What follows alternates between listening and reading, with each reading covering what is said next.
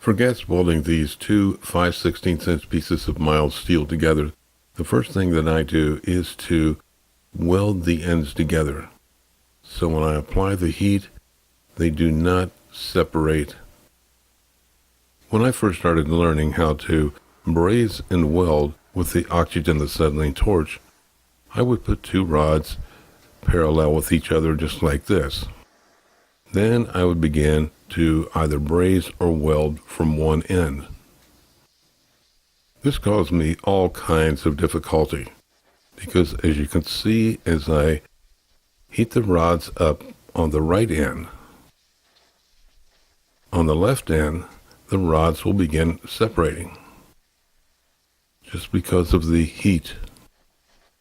This caused me no end of problems, because what was happening is I would braze or weld down through here, the gap just kept getting larger and larger. And then I learned to weld both ends together before starting. Here I'm putting the two 5/16" rods in this vise.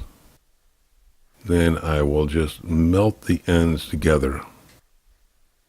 This is just a slight fusion weld. And I will turn it over and do the same thing on the other end. Here I have the two 5/16" rods fuse welded together on the ends. I'm heating this up.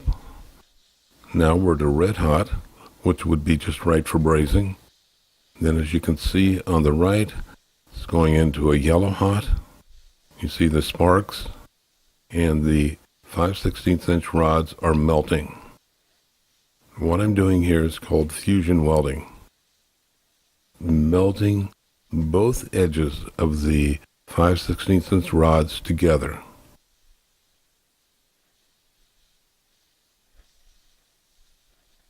With arc welding, and especially MIG welding, gas welding is pretty much obsolete. You're not going to find it in industry because it is just too slow. But for the home shop, I'd suggest learning how to gas weld with your oxygen acetylene torch. I have a MIG welder, but oftentimes I will prefer to gas weld. Here is the fusion weld once it's been cleaned up on the wire brush.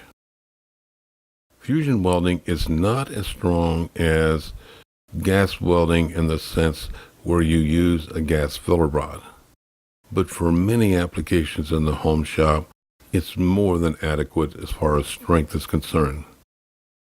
In this example of fusion welding, you can see towards the bottom of the piece where some of the definition of the 5/16" rods has been lost due to overheating. In this example, I'll be using a 3/32 RG45 gas filler rod.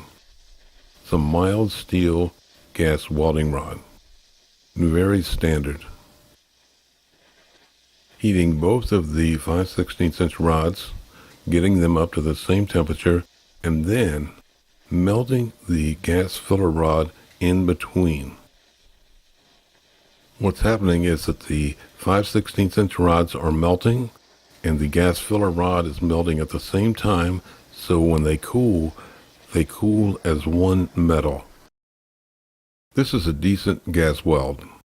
It's not perfect, but if this is something that you or I did every day, with a little practice, we could begin turning out perfect gas welds with the oxygen acetylene torch using the RG45 gas filler rod. Now this is another problem I had when I first started. I'd be welding along, and I'd get the welding rod welded to the metal that I was welding. And it took me a while to figure out that all I had to do was just heat that rod up and burn it off, and then go back to welding. But until I learned that, it was rather frustrating.